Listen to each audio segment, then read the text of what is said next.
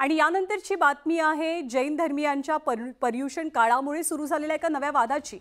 पर्युषण काळ आला की मांस विक्री बंदीवरनं वाद निर्माण होणं हे एक समीकरण बनलंय। यावेळेला सुद्धा पर्युषण सुरू होण्याआधीच मुंबई हायकोर्टात याचिका दाखल झाली आहे।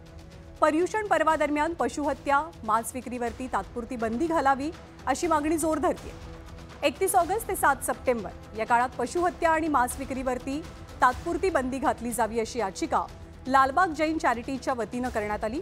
मुंबई हायकोर्टानं मुंबई महानगरपालिका, पुणे महानगरपालिका, मीरा भाईंदर महानगरपालिका आणि नाशिक महानगरपालिकेला या संदर्भात निर्णय घ्या असे निर्देशही दिलेले आहेत।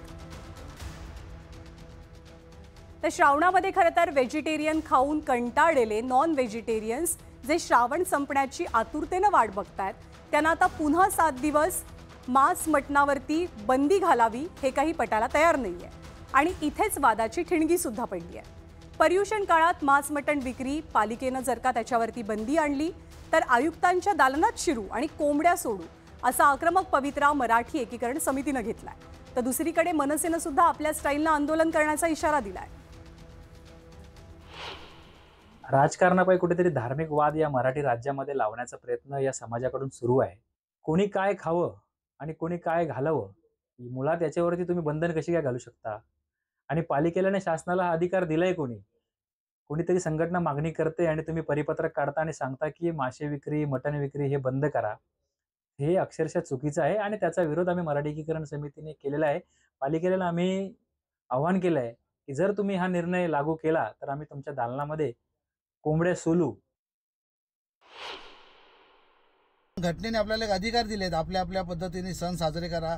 खाया प्यायच्या बाबतीत तर बंधनं ठेवलेलीच नाही आहे, त्यामुळे ज्याला जे वाटेल ते खाऊ शकतो। हे जो पण कुठल्या तरी एक सणासाठी जर बंधन घालत असेल तर मला वाटतं कुठेतरी चुकीचा पायंडा पडतो। या गोष्टी आम्ही निषेध करतो आणि जर याच्यावर जास्त उद्रेक करत असतील तर आम्हाला वाटतं आमच्या पद्धतीने आंदोलनाचा इशारा आम्हाला घ्यायला लागेल।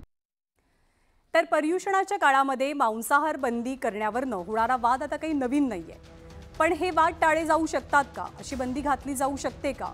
असं शहर किंवा परिसर जिथे विविध धर्मीय लोक राहतात त्यांच्या प्रथा परंपरा वेगळ्या आहेत, अशा वेळेला अशी बंदी घालणं खरंच शक्य आहे का? अशा याचिकांमुळे आणि जबरदस्तीच्या बंदीमुळे दोन समाजांमध्ये वितुष्ट वाढण्याची आणि ही बंदी झुगारली जाण्याची शक्यता जास्त असते।